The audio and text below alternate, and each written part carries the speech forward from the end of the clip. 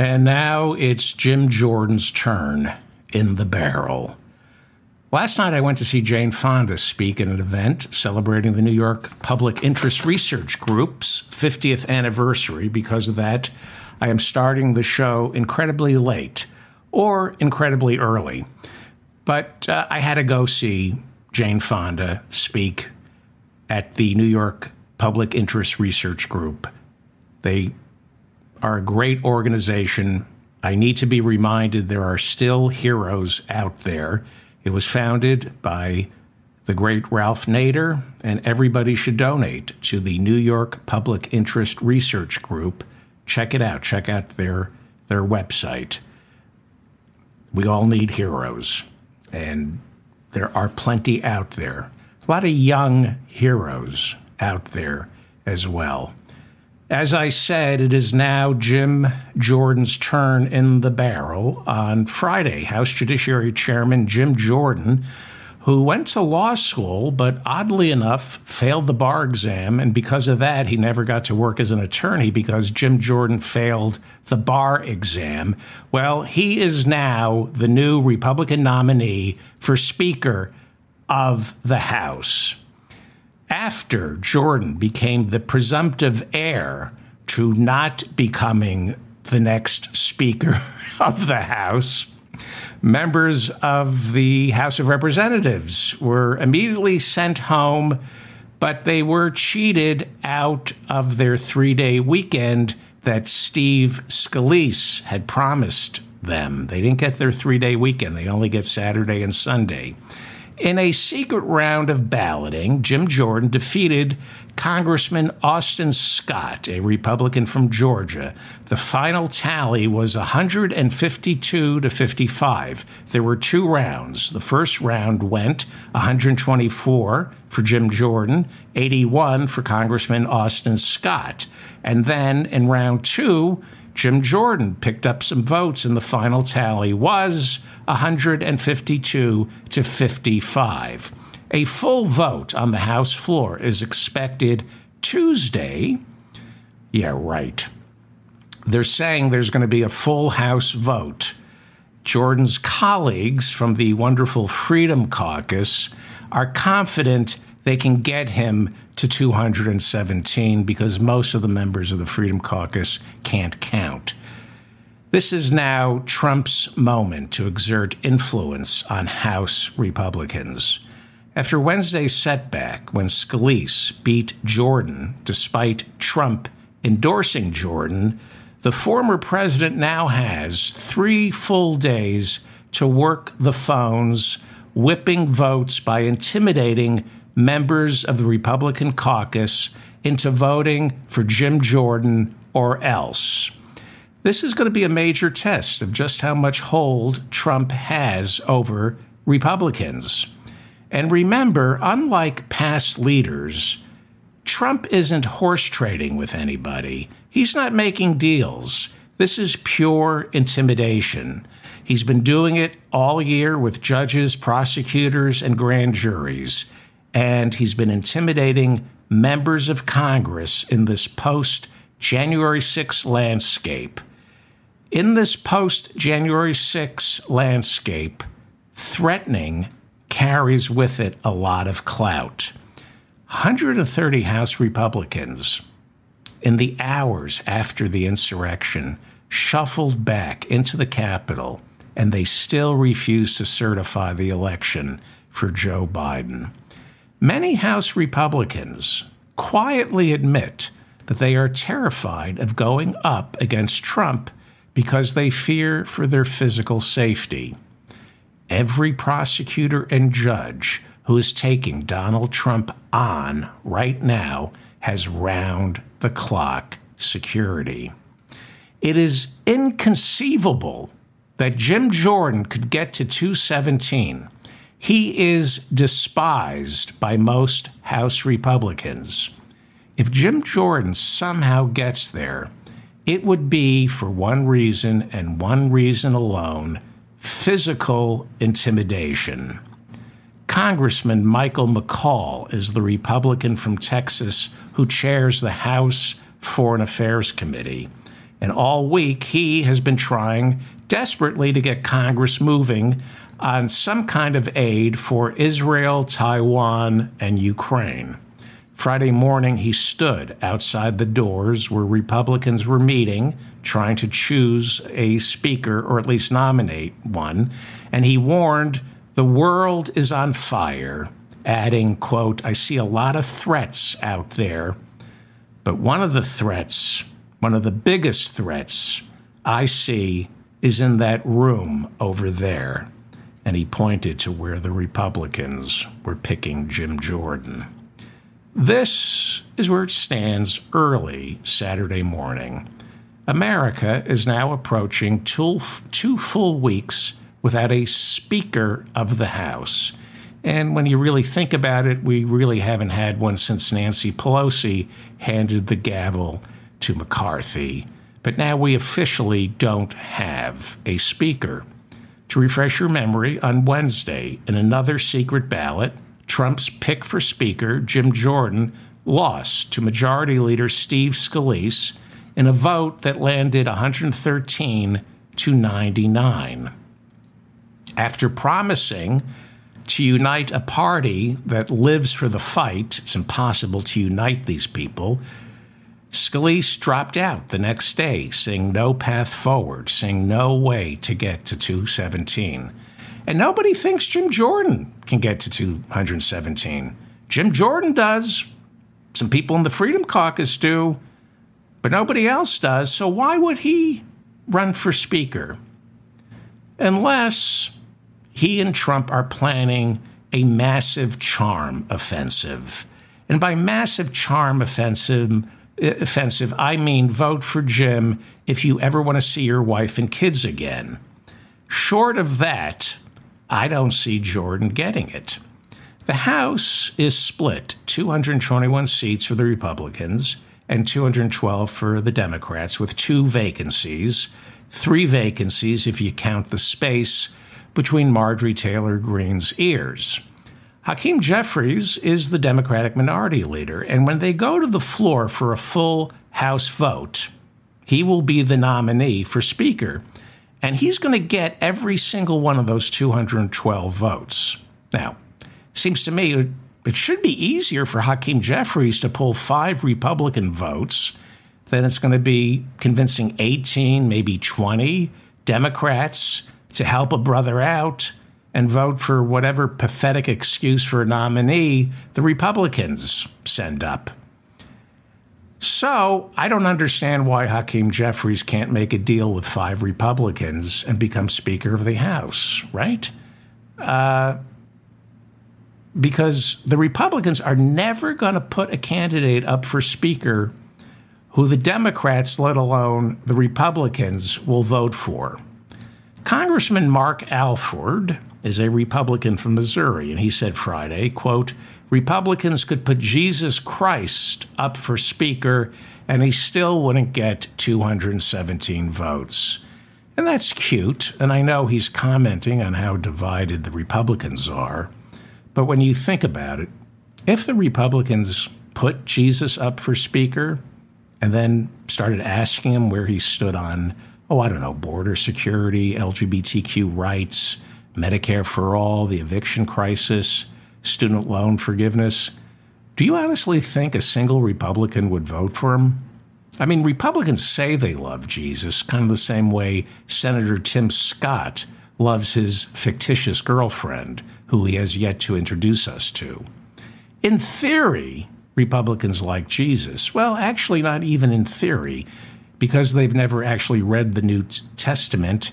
Republicans worship a Jesus whose Sermon on the Mount, they think, was basically a rehash of Leviticus. Meanwhile, after being the presumptive nominee for a day, Majority Leader Steve Scalise dropped out and graciously threw all his weight behind nobody. If I can't have it, then nobody can. He did not endorse Jim Jordan, asked if he would support Jim Jordan. Scalise paused, shuffled his feet, and said, quote, "It's got to be people that aren't doing it for themselves and their own personal interest." I guess he was implying that Jim Jordan wants to be Speaker because he only thinks about himself, as opposed to Steve Scalise only thinks about the oil lobby and the National Rifle Association. For a moment early Friday, Scalise was out, Jim Jordan was running, and he was running unopposed. But then 7-term Republican Congressman Austin Scott of Georgia said there was no way he would ever support Jim Jordan and announced his bid for Speaker. Scott, like Scalise, can't afford to alienate just four members of his caucus. Otherwise, he too won't get to 217. But in his campaign declaration, he called the 8 Republicans who voted to dump Kevin McCarthy grifters. Oh, you charmer, you. Although, who knows? These are Republicans. Maybe they think being called a grifter is a compliment. By the way, McCarthy returned the favor of Austin Scott's support for him by supporting Jim Jordan. Scott is a trusted member of Congress who keeps his head down and does the work without drawing attention to himself, which normally would make him an attractive candidate. He serves on both the House Intelligence Committee as well as the Armed Services Committee. Those are weighty assignments. In his pitch to his colleagues, he warned, Republicans are starting to look like a bunch of idiots. Starting? Where have you been for the past 4 decades? He ended up with 88 votes in the first round, then only 55 in the second round. So Jordan, to his credit, picked up some steam. He got 152 votes in the second round. That means he's only got to find 65 more votes between now and Tuesday. And again, I would say there's no path for him. But never underestimate the power of Jim Jordan and Donald Trump waving a baseball bat at your wife's head. And I'm serious. Never underestimate the power of Jim Jordan and Donald Trump waving a baseball bat at your wife's head.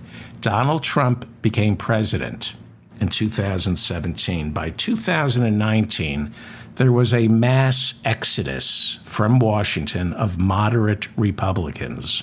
Now, I am not making this up. When you ask why these moderate Republicans quit, the number one reason was they feared for their physical safety.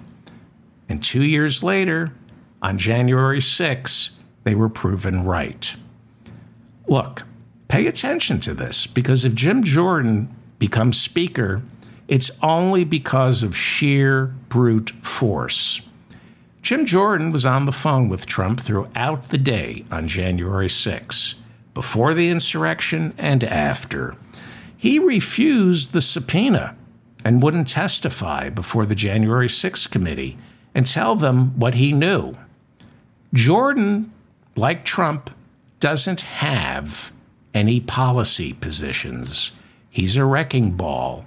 He wants to destroy things and accrue power. On paper, Jim Jordan doesn't stand a chance. But on paper, neither did Trump. On paper, Republicans would accept the results of an election. So the full floor vote is expected Tuesday. On paper, it's never going to happen. But most of the members of the Freedom Caucus are confident they can get Jim to 217. And Jim Jordan is one of the founders of the Freedom Caucus. They started in 2015. These are the MAGA Republicans in the House. These are Donald Trump's brown shirts. I'm not being cute here. You saw the way Trump behaved in front of the courtroom last week in New York City.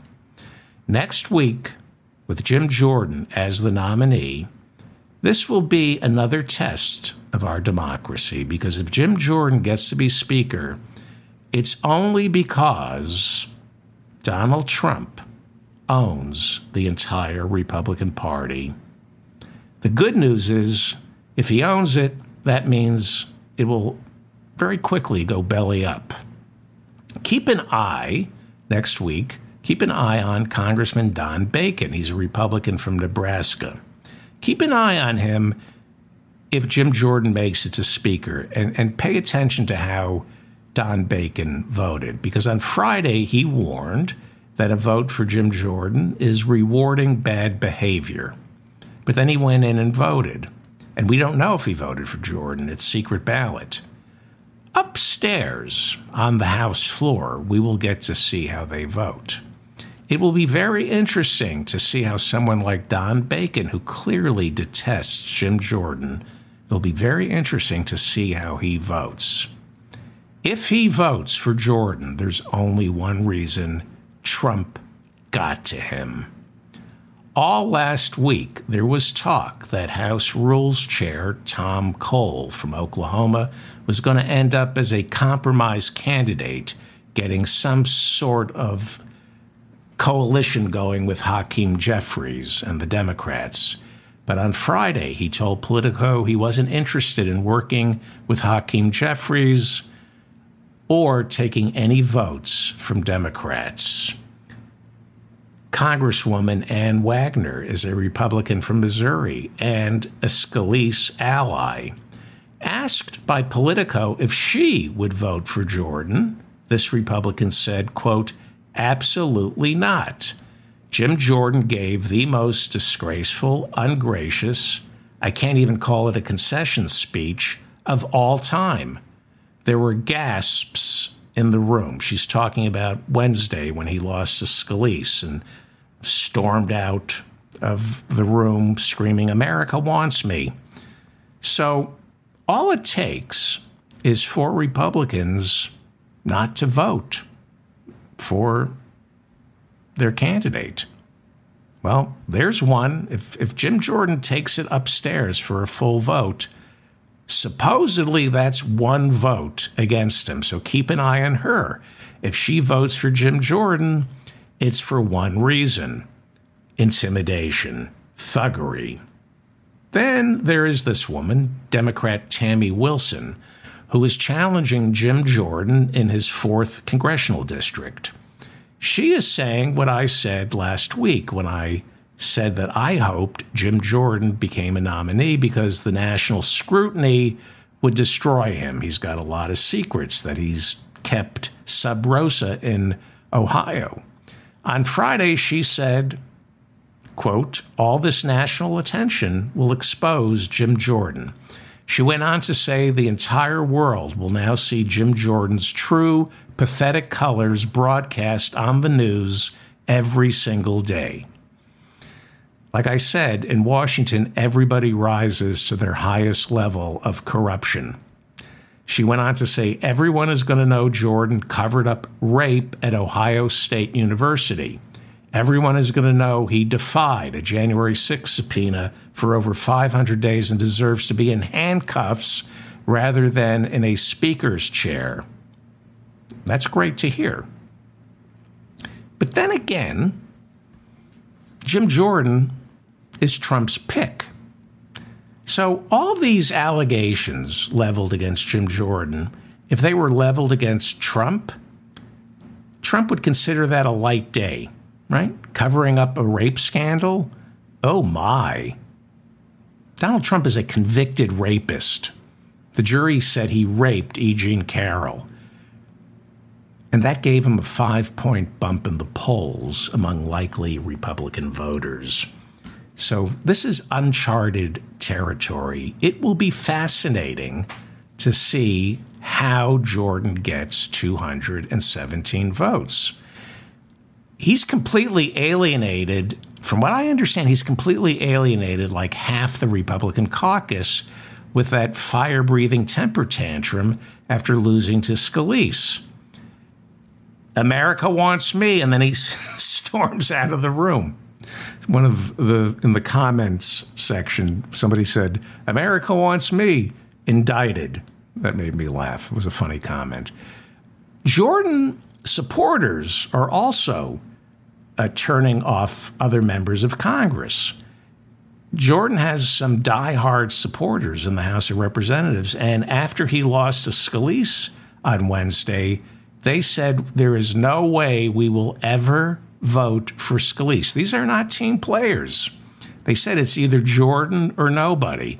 Odd that Donald Trump would be on Team Jordan.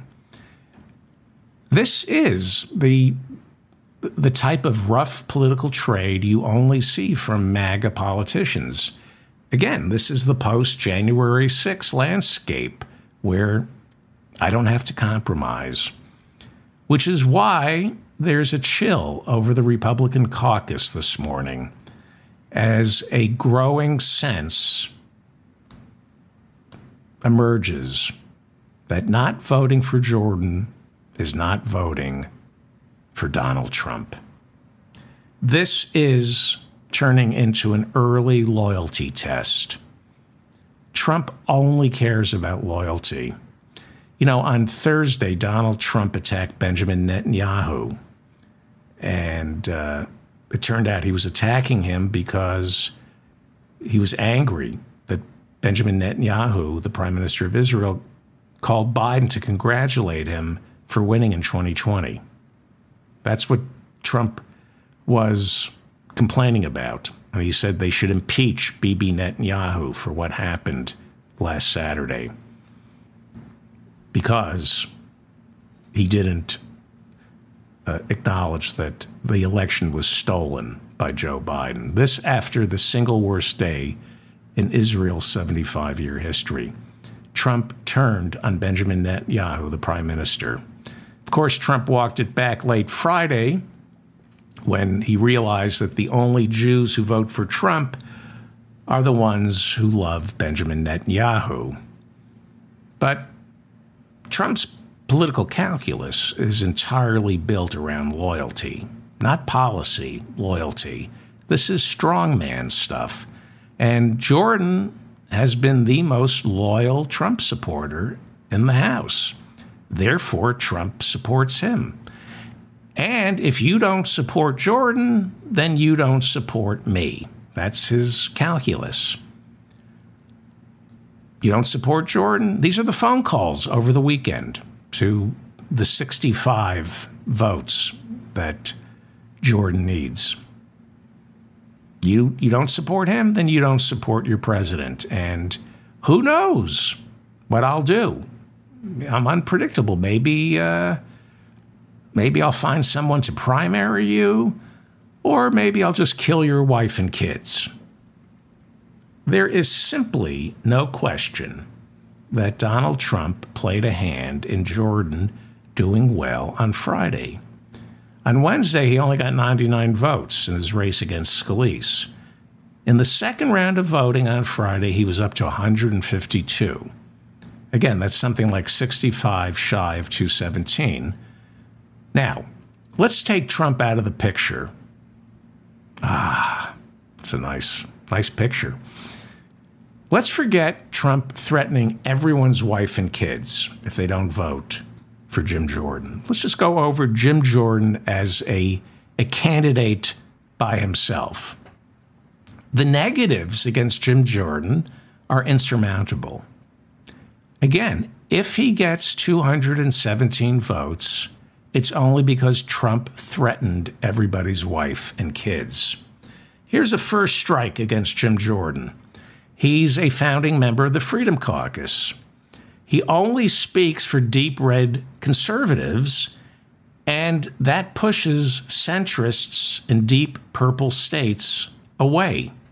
They're not going to vote for him unless Donald Trump calls and threatens their wife and kids.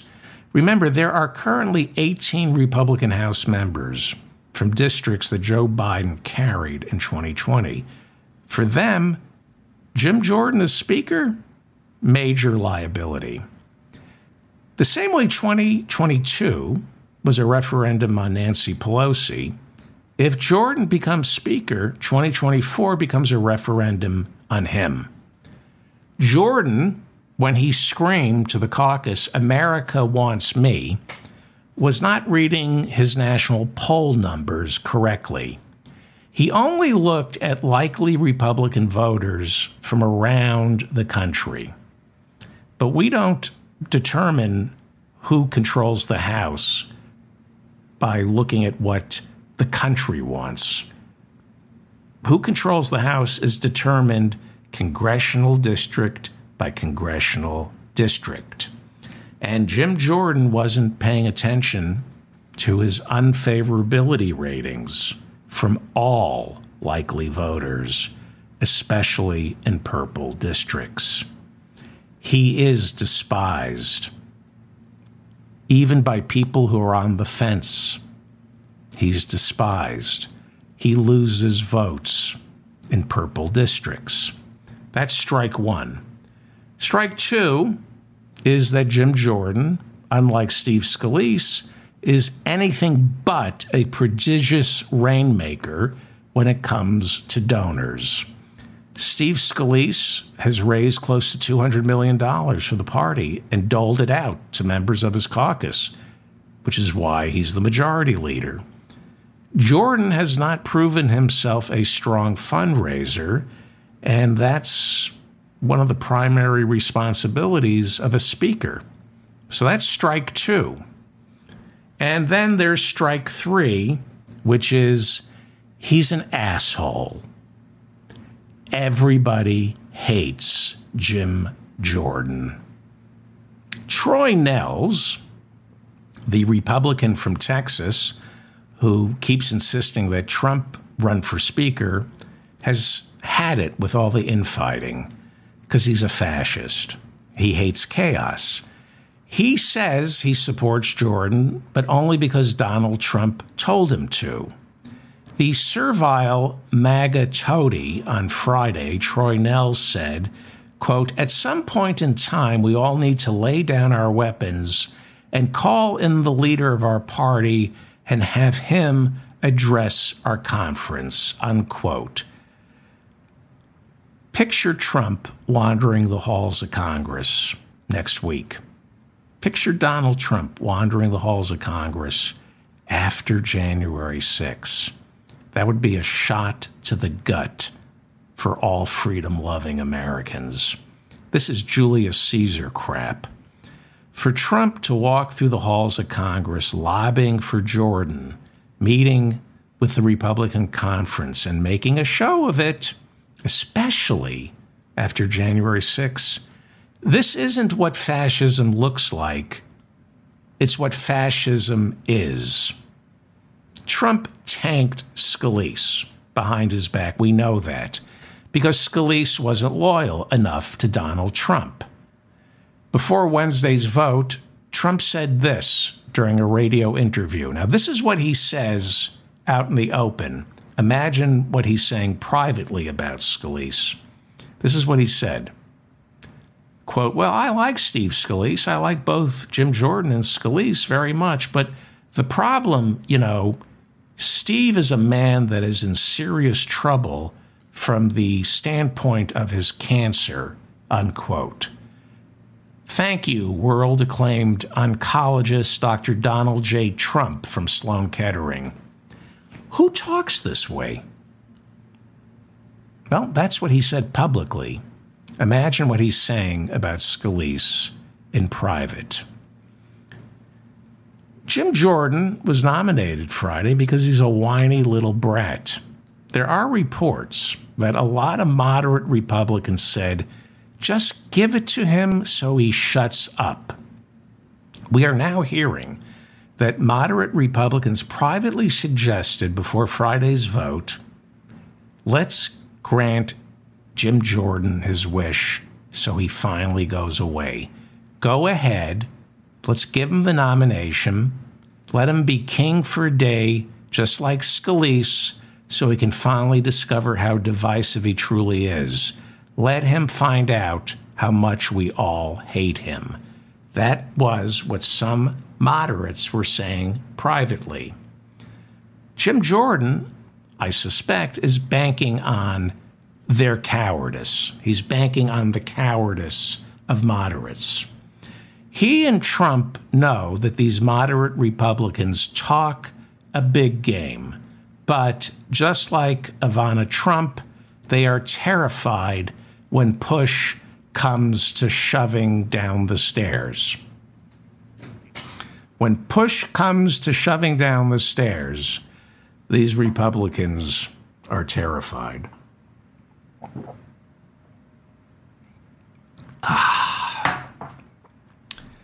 Before Friday's vote, the caucus voted on a rules package to determine how they were going to proceed on getting their nominee up to the House floor for a full vote. Now, the Republicans are cowards, so they voted to keep the balloting secret. Now, Jim Jordan didn't want a secret ballot because with a secret ballot, there's no intimidation factor. There's no price to pay if your vote is secret. So here is where I think Jim Jordan's confidence stems from. He knows that he was nominated on a secret ballot, and there were about 65 people who didn't vote for him secretly. But he knows that when it comes to a full vote on the House floor, it's full transparency. And with full transparency, these moderate Republicans aren't so principled. Suddenly, when their vote is recorded and Donald Trump is watching, they're going to get in line and vote for Jim Jordan. At least that's what Jim Jordan and Donald Trump are banking on. So I'm going to assume Jim Jordan will take the vote up to the House floor, maybe Tuesday, maybe Wednesday, even if he's shy of 217 votes. I suspect he'll even go a couple of rounds like Kevin McCarthy did, because that will be a test of loyalty to Donald Trump. You got to remember, Trump was whipping votes for McCarthy. When McCarthy won, the first person he thanked was Mein Fuhrer. And so this is what Donald Trump lives for. He likes a show. Jim Jordan will give him one. And I think we will see Jim Jordan go upstairs and go 15, 20 rounds like McCarthy did, because it will make Donald Trump feel good. That's what I think. Former Speaker Kevin McCarthy endorsed Jim Jordan before Friday's vote, and that was no surprise because he and Steve Scalise have despised each other ever since Speaker Paul Ryan quit in 2018. And both Scalise and McCarthy thought they were Ryan's rightful heir. As I talked about yesterday, McCarthy froze Scalise out of the inner circle during McCarthy's brief reign as Speaker, even though Scalise held the number 2 spot. There's no love lost between those two. McCarthy started the week intimating that he would be open to getting nominated. But by late Thursday evening, he was turning down offers. He said, "Don't put my name in the hat." While McCarthy is set to be cheered by Scalise's short half-life, he is reportedly pessimistic about Republicans keeping the House in 2024. Now, it's important to remember that Republicans were expecting a much bigger majority after last year's midterms, but it never materialized. They only have a 5-vote majority, and there are 12 seats in the House right now that are being redrawn by the courts. And most of those seats will end up favoring Democrats. Alabama, for example, just had their map redrawn, and it pretty much now guarantees their congressional delegation will go from 1 Democrat to 2. McCarthy held a press conference on Tuesday demanding Congress take action to help Israel. He was hoping Republicans would rally around him for the sake of Israel, but it turns out the caucus despises Kevin McCarthy even more than Hamas. Now, McCarthy is insisting that acting Speaker Patrick McHenry, he's insisting that McHenry has the power right now to convene and get an aid package for Israel passed immediately, because there really are no rules. You can change the rules as you go along. Acting Speaker Patrick McHenry is a Republican from North Carolina. He has spent the past 2 weeks insisting he's a placeholder and isn't interested in the job. McCarthy picked him as his replacement precisely because McHenry is ineffectual. And McHenry knows that. He wears a bow tie. He knows he's weak. But as the situation deteriorated, on Thursday, McHenry's lack of naked ambition started to seem attractive to some, and he was floated as the more attractive, less divisive choice for Speaker than Jim Jordan. But by late Thursday, McHenry said he wouldn't rule the job out, but he didn't actively campaign for it, and his name didn't come up on Friday. I would think Trump might get behind him if Jordan somehow doesn't win, because this guy would never stand up to Donald Trump. Look at him. Supposedly, the Problem Solvers Caucus is working the phones and talking to one another because they like to solve problems. Congressman David Joyce is a Republican for Ohio, and he's a problem solver. And his solution to this problem is electing McHenry Speaker for 90 days. Well, if you wanted a Speaker for 90 days, they should have gone with Scalise, because according to Dr. Donald Trump, that's all the time he has left. Matt Gaetz perceives McHenry as a McCarthy surrogate, so he McHates the idea. Joyce said he is hashing out the plan with the House parliamentarian, because that's what problem solvers do. They talk to the parliamentarian for hours and convince themselves they're making great headway because they are problem solvers. Josh Gottheimer, Jared Golden, and Susie Lee are also problem solvers. They're Democratic Party problem solvers. They work with the Republican problem solvers to solve problems by killing every piece of progressive legislation that's introduced. But they see a new problem. So on Friday, they sent a letter to the acting speaker to get Congress to approve a resolution that will extend the continuing resolution all the way up until January 11th, 2024. Got it? Now, we were supposed to have a 2024 budget passed by October 1st. During Wednesday's candidate forum, Steve Scalise and Jim Jordan both admitted individually and separately that if they were elected Speaker, there would be no way they could get a budget passed by November 17th, when the continuing resolution runs out.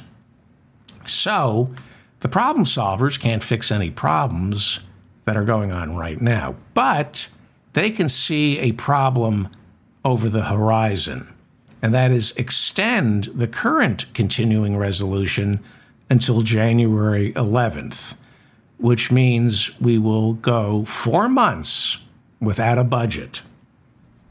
And I feel bad because this morning's show was 3 hours late. Did they go see Jane Fonda? Has Congress gone to hear Jane Fonda speak? No, they don't have an excuse. And I was only delayed 4 hours. They're delayed 4 months. This is the mop-up for October 14th, 2023. If you're a fan of comedy, I'll be in Bogota, New Jersey tonight, playing the Restless Leg Syndrome Motel. 6 shows tonight, 5 tomorrow. The Restless Leg Syndrome Motel on Stagnetti Boulevard. The Restless Leg Syndrome Motel, where every room is next to the ice machines ask about their ice bucket rentals. You can rent an ice bucket at a reasonable price. The ice machine, the ice is free from the ice machine, but you have to rent the ice buckets. I have some good news. You all know my cat, Mrs. Nugget, and I live in a cramped apartment, and the cat box is a pain. But after years of training, Mrs. Nugget finally learned to use the toilet. You can train a cat to use a toilet, and this makes my life so much easier. Look at her. I am so proud of Mrs. Nugget. And here she is trying to flush the litter down the toilet. I read about this in a book. She's flushing the litter down the toilet. What you do, if you fill the toilet with cat litter. So we've been doing this happened like 4 hours ago. You just pour kitty litter into the toilet, and I guess eventually you flush the litter down when she's done. I guess. I'll let you know tomorrow. But that is the secret to training your cat how to use the toilet. You just pour kitty litter in the toilet, and they go right in there. I am so proud of you, Mrs. Nugget. I've had her for 5 years, and I live with a very depressed woman, and I just want to check in with her. Honey, Mrs. Nugget is using the toilet now. Yay. Isn't that great? I worked really hard. I studied up on it, and now we won't have to change the cat box anymore. Isn't that great? Yay. Okay. I know you're depressed, but I love you with all my heart. Yay. And do you love me? Because I love you with all my heart. Nay. Did you just say you don't love me? Yay. Okay, she's very depressed. Ruby Freeman and Shay Moss are the two Georgia election officials who sued Rudy Giuliani for defamation after his accusations that they stuffed ballots for Joe Biden forced them into hiding. Well, they won their case this summer when Rudy forfeited by refusing to turn over evidence. U.S. District Court Judge Beryl Howell, she's the judge in the case, she ruled Friday that the jury will be notified that Rudy defied repeated court orders by hiding assets, making it impossible to calculate the damages he owes. Does anybody think he has any money left? He's going to be, he's got to go to prison just for a place to sleep. Michael Cohen, Trump's former lawyer, who is now a witness for the prosecution in the New York State fraud trial, was expected to testify next week. He was going to be the star witness. But late Friday, he announced that he must postpone his testimony due to a mysterious medical condition. Cohen earlier in the week expressed concern for his physical safety as Trump's intimidation multiplied. Trump announced plans to fly into New York City to sit in the courtroom during Michael Cohen's testimony and stink-eye Cohen like Frank Pantagile's older brother Vincenzo coming in from Sicily right before Frankie Five Angels was going to testify against Michael. Meanwhile, there are reports that Donald Trump is screaming at his lawyers, demanding they get his election interference case transferred out of Washington, D.C. Trump insists there's no way he can get a fair trial in Washington, D.C. He says the jury pool is completely stacked against him. And he may be right. Ryan Lizza over at Politico wrote this week that Trump only got 5% of the vote in 2020. Kind of unfair, isn't it? All right. Let me have a glass of water, and then I'm going to talk about Israel, and then we'll call it a night. All right. You can turn it off now if you don't want to hear about this. The Israel-Gaza war now enters its 7th day. It was a week ago today when Hamas butchered, raped, and beheaded innocent people.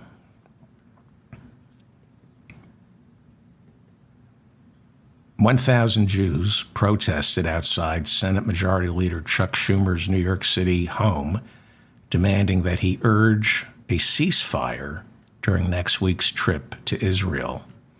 Hamas said 13 Israeli hostages were killed by Israeli missile attacks in the past 24 hours.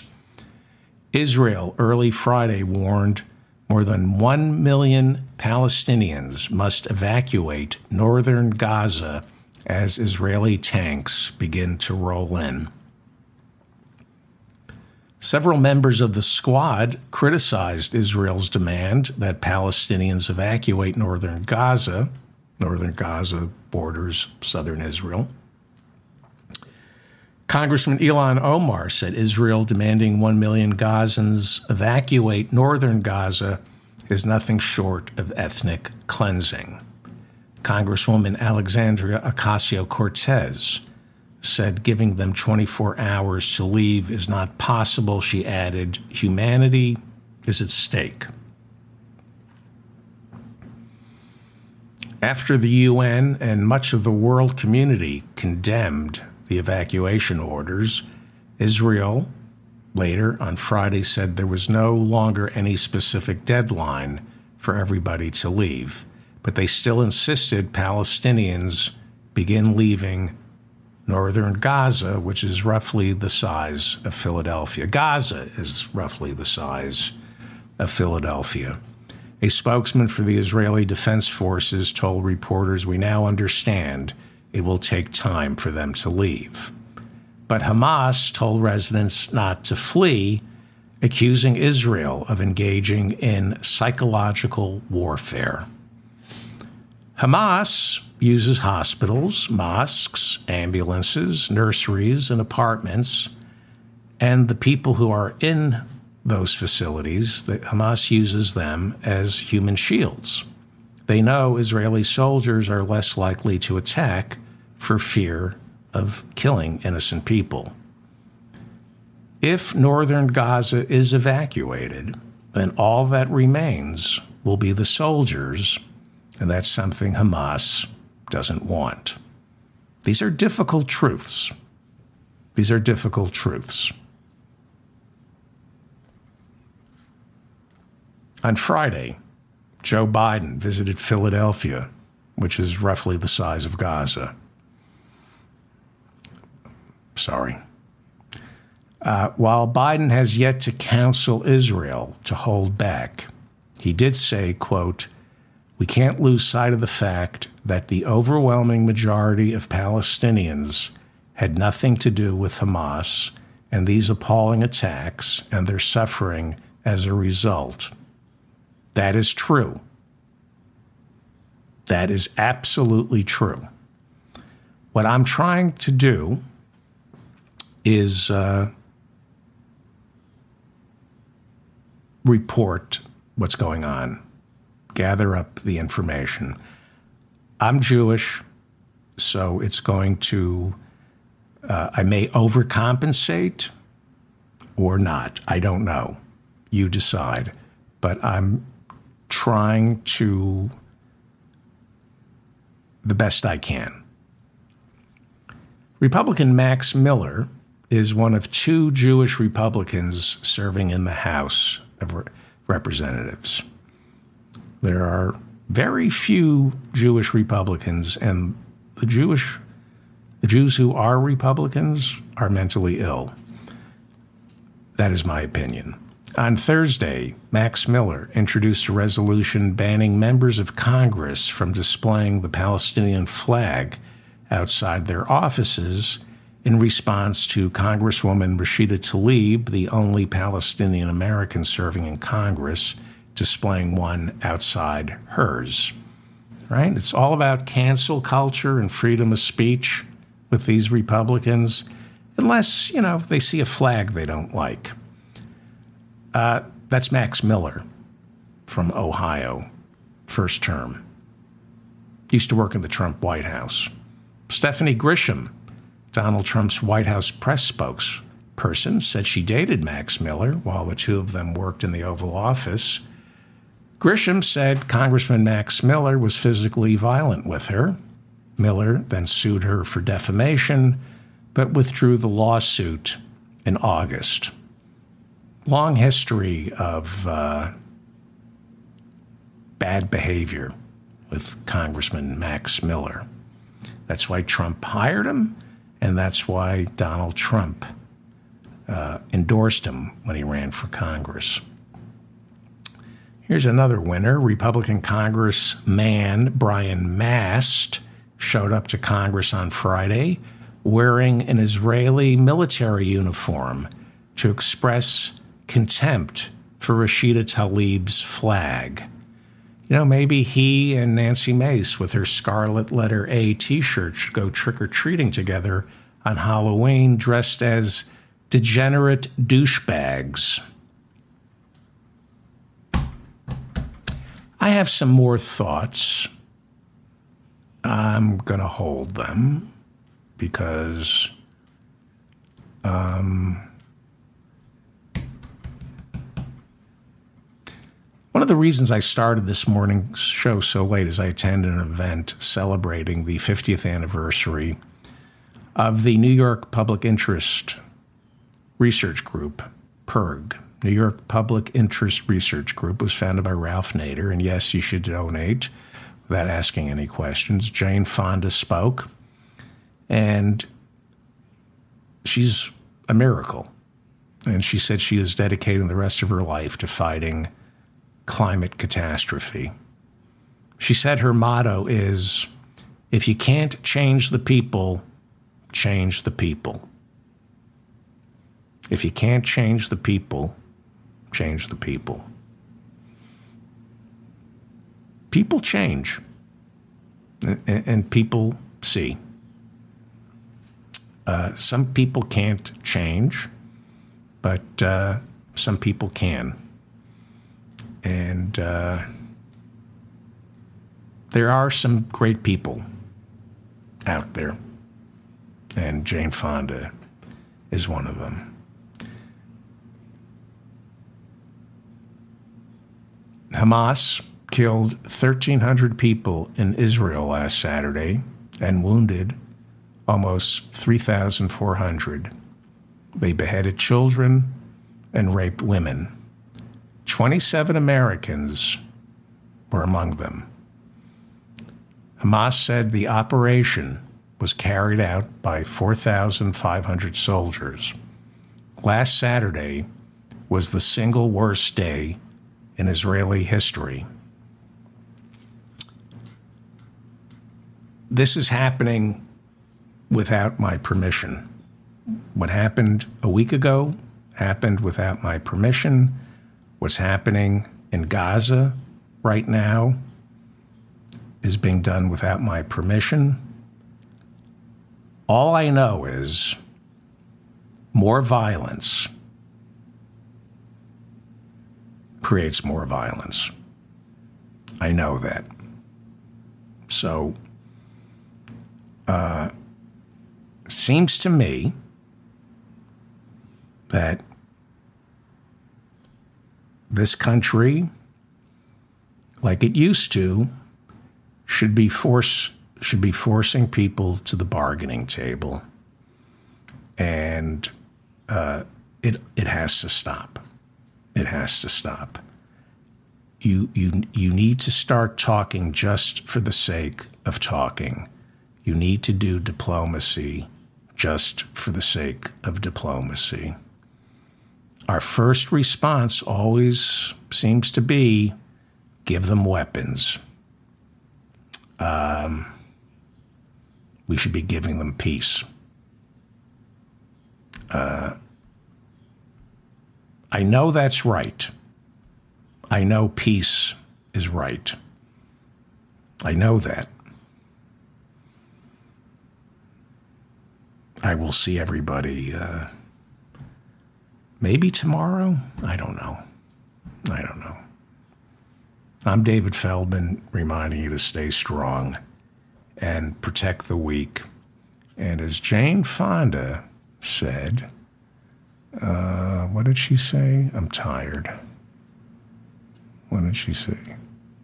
If you can't change the people, change the people. I'll see you. Thank you.